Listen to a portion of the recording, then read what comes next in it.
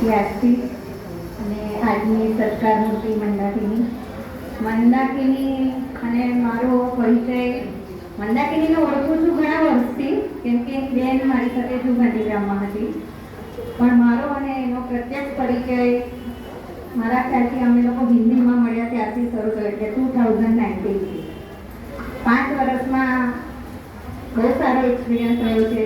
બધાએ જે એના વિશેની, એના સ્વભાવની એની જે ચર્ચા કરી એ બધું પરફેક્ટ જ છે. સાથે ડબ્બો ખાતા એટલે તે મને અનુભવ છે, સાથે કામ કરતા હતા એ મને અનુભવ છે, સમુખ્ય હતા એટલે એ મને અનુભવ છે, કેમ કે એને કમરનું અને મને પગનું બંનેને હતું, એટલે બધા જ અનુભવો અમે સાથે શેર કરતા હતા.